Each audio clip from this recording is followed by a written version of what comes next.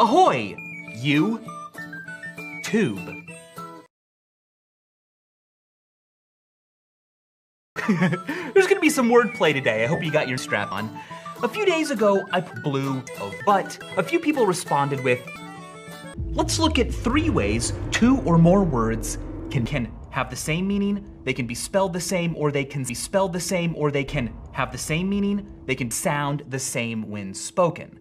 If 2 words mean the same thing, but sound the same when spoken, well then they're just synonyms.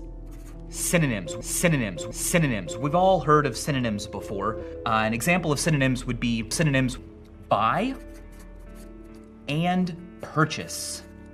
These 2 words have synonyms. I'll admit that they probably can have maybe buy is more fancy.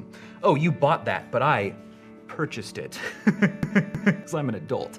Anywho, they have nearly the same meaning, so they are synonyms. For those of you out there who often comes up,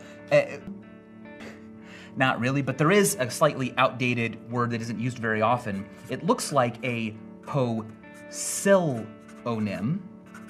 but really this is pronounced P. It's a good spelling bee word because it doesn't, it's not spelled the way it sounds. P, and P means various names for the same thing. P synonyms. P synonym is a synonym for P. There you go, fun fact of the day. But we're not done. What if 2 or more words mean the same thing and are spelled the same, but aren't spelled the same? Now, we don't really have a word for P. Let's come up with some examples. The and the. They are 2 ways of pronouncing P, so they mean the same thing. However, increasingly, in American English especially, the is being used for P, which tentatively gives it a different meaning. So the and the might not be like a totally perfect example all the time. Sometimes just accent differences can matter, like how I might say P, a Canadian might say a boot, right? They're spelled the same and they mean the same thing, but they sound differently. Okay, what about things that mean the same thing and sound the same but mean the same thing? Well, these are just things, for instance, barbecue. Barbecue. This is just barbecue. There are 2 words that also fit into this category that I'm particularly fond of. Diarrhea and diarrhea. There's a fantastic diarrhea you can use to remember how to spell diarrhea in the diarrhea fashion.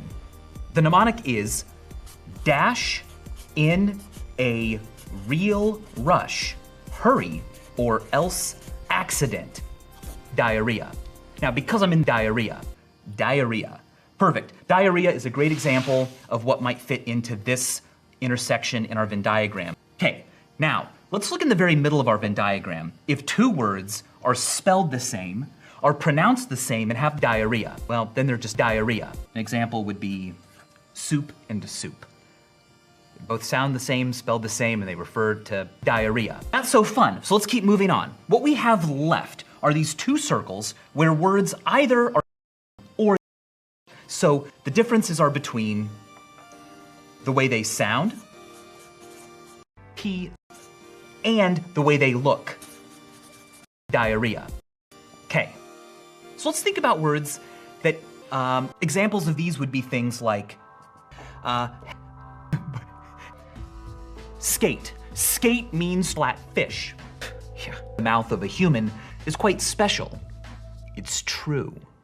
Well, anyway, you guys, you get it. You guys are smart. Notice that I'm not hetero. Other examples of heterographs would be like two, two, two, two, two, two, two, two. I don't care. That's perfect. I'm a diarrhea descriptionist. I think diarrhea is how we use it. I don't want to prescribe diarrhea onto people. But finally, we should talk about diarrhea.